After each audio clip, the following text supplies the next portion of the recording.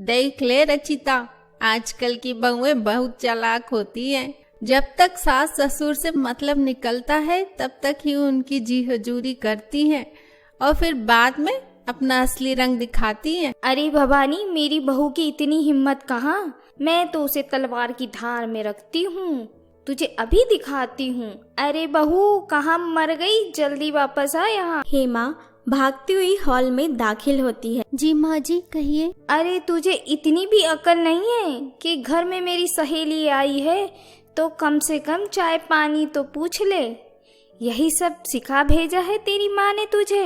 चुपचाप किचन में जा और हम दोनों के लिए चाय बना के लेकर आ। जी माँ जी, अभी जाती हूँ। अरे वाह रचिता, मानना पड़ेगा, सच में तू तो अपनी बहू को कठपुतली की तरह नचाती है। मैं तो कहती हूँ कि हर सास को तुझसे सीखना चाहिए, अपनी बहू को कैसे काबू में रखते हैं। इस तरह रचिता रोज अपनी बहू को बेवजह छोटी छोटी बातों पर नीचा दिखाती रहती है और उससे नौकरानी की तरह घर का सारा काम करवा देती है। फिर एक दिन, अरे बहू, मैं जरा अपनी सहेली भवानी के यहाँ जा रही हूँ और आज शाम को मैंने अपनी कुछ सहेलियों को घर पर खाने के लिए बुलाया है। तभी हेमा कहती है, माँ जी, आज तो मुझे बहुत तेज बुखार है, मुझसे बिस्तर से उठा भी नहीं जा रहा। अरे वाह महारानी, तू तो बड़ी चालू निकली है। मेरी सहेली के सामने मेरी नाक कटाने का पूरा प्लान कर बैठी। माँ जी, आप मुझे गलत समझ रही हैं। अच्छा ठीक है, आप फिक्र मत करिए, मैं शाम को खाना बनाकर तैयार रखूंगी। बीमार होने के बावजूद हेमा शाम को अपनी सास की सभी सहेलियों के लिए खाना बनाती है। फिर शाम को जब रचिता की सारी सहेलियां घर पर आती हैं, तो हेमा अपने हाथों से सभी को खाना परोसती है। अरे वाह रचिता, मान गए, तुझे तो भगवान ने सर्वगुण संपन्न बहू दी है। इतना स्वादिष्ट खाना बनाया तेरी बहू ने। हाँ, ये बात तो है, लेकिन अगले संडे को हम सब तेरे घर आएंगे तेरी बहू के हाथों का बना हुआ खाना खाने। हम भी तो देखें तेरी बहू खाना कैसे बनाती है। फिर अगले संडे रचिता अपनी सहेलियों के साथ भवानी के घर खाना खाने पहुंच जाती है। अरे तुम सब तो बहुत जल्दी आ गईं। अच्छा ठीक है, बैठो। फिर भवानी अपनी बहू को आवाज देती है, बहू बहू, जरा इधर तो आना। भवानी की बहू अपने कमरे से निकलकर हॉल में आती है। अरे बहू, ये सब मेरी सहेलियां आई हैं, आज तेरे हाथों से बना खाना खाने हमारे घर पर आई हैं। इनके लिए बढ़िया बढ़िया खाना बना दे। अरे माँ जी, आपने मुझे पहले क्यों नहीं बताया, मैं रेस्टोरेंट से खाना मंगवा लेती।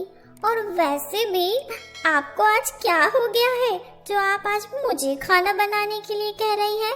खाना तो रोज आप ही बनाती है ना, आज आपकी तबीयत तो ठीक है ना? इतना कहकर भवानी की बहू वापस अपने कमरे में चली जाती है। उसका ये रूप देखकर भवानी की सहेली राधिका उससे कहती है, अरे भवानी, तेरी बहू तो बड़ी बदतमीज है। फिर भवानी उदास होकर कहती है, अब सच्चाई तुम सबके सामने आ ही गई है तो छुपाने से क्या फायदा।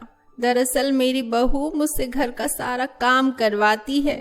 घर में झाड़ू पोछा लगाने से लेकर बर्तन तक मैं ही साफ करती हूँ। सच कहूँ तो रचिता, तू बहुत किस्मत वाली है जो तुझे इतनी संस्कारी बहू मिली है। कितनी सेवा करती है तेरी बहू। भवानी की बातें सुनकर रचिता को एहसास होता है कि वो आज तक अपनी सीधी सादी बहू को बेवजह परेशान करती आई है। ये सब सोचकर कुछ पल के लिए रचिता की आंखें भर आती है। फिर रचिता रात को जब अपने घर लौटती है तो वो देखती है कि उसकी बहू दरवाजे पर बैठी उसका इंतजार कर रही है। रचिता अपनी बहू के पास आती है और उसे गले लगा लेती है और कहती है, मुझे माफ कर देना बहू, मैंने आज तक तुझे बहुत तकलीफ दी है, पर अब मुझे समझ आ गया है तेरी जैसी बहू किस्मत वालों को मिलती है। रचिता की बातें सुनकर उसकी बहू मुस्कुराकर कहती है, अरे माँ जी, बस भी करिए, अब सारी बातें दरवाजे पर ही कर लेंगी। चलिए अंदर चलते हैं। शिक्षा, कुछ अच्छे रिश्ते किस्मत से बनते हैं, हमें हमेशा उनकी कद्र करनी चाहिए।